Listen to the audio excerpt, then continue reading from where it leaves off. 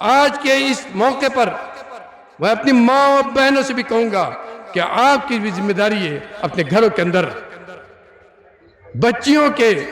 ارتداد کے جو واقعات ہم سنتے ہیں جس سے دل پھٹتا ہے، یہ کیوں ہو رہا ہے؟ اس لیے کہ گھروں کے اندر کی تعلیم صحیح نہیں ہے، اس لیے کہ گھروں کے اندر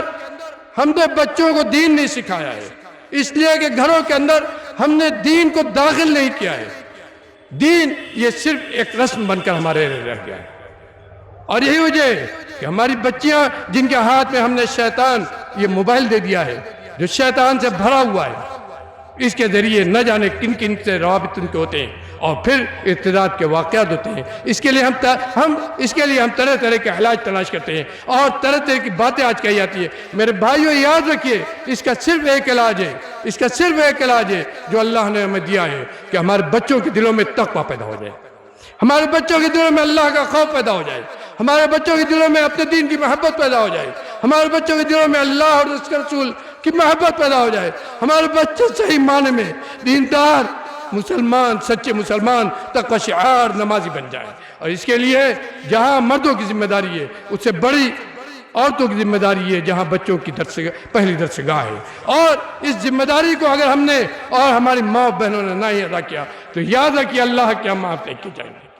اللہ کیا بخشے نہیں جائیں گے، اس لیے کہ یہ ارتداد سے بڑا کوئی فتنہ نہیں ہے۔ مرتد کا حکم شریعت اسلامیہ میں مرتد کا حکم کیا ہے جانتے ہیں؟ قتل کر دیا جائے۔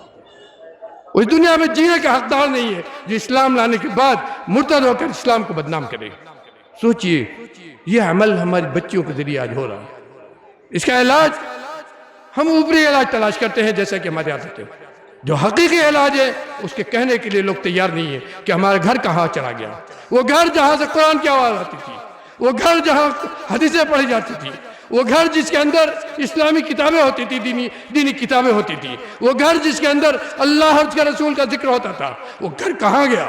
اور اسی لیے اس گھر سے نہ کوئی اچھا عالم پیدا ہوتا ہے، اور خطیب، امام اور علماء کے لیے ہم ترستے ہیں، کہتے ہیں کہ کہاں سے اچھا خطیب اور اچھا عالم لائے۔ کون اس کو بنائے گا میرے بھائیوں؟ آپ نہیں بنائیں گے تو کیا دنیا والے بنائیں گے؟ کیا دنیا والے چاہتے ہیں کہ ہم اور آپ دینی مدارس قائم کریں اور دینی مدارس میں ہمارے بچوں کی تعلیم ہو؟ وہ چاہتے ہیں کہ تمام دینی مدارس بند ہو جائیں اور اسلام کا نام ہی دنیا سے ختم ہو جائے، اور ہم صرف اپنے بچوں کو انگلش میڈیم اسکولوں میں، کانوینٹ اسکولوں میں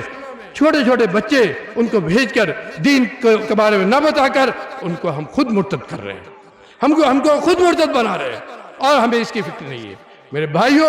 اس عظیم موقع پر اللہ سے عہد کیجئے کہ آج کے بعد ہماری نہ تو کوئی نماز چھوٹے گی، ہماری مائیں بہنیں اپنے گھروں کو نماز سے بھی آباد کریں گی، اور آج کے بعد ہمارا رشتہ توحید کے ذریعے،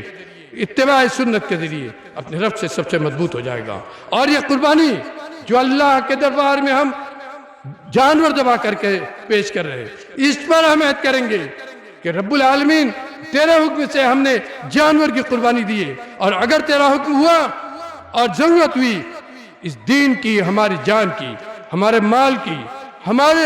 گھر باہر کی، تو ہم سب تیرے راہ میں قربان کر دیں گے۔ یہ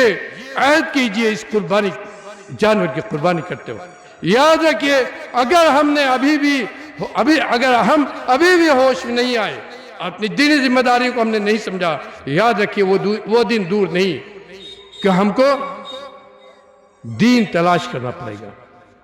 ہم کو دین تلاش کرنا پڑے گا۔ اس کے لیے پہلے سے تیار ہو جائیے، اور دین اور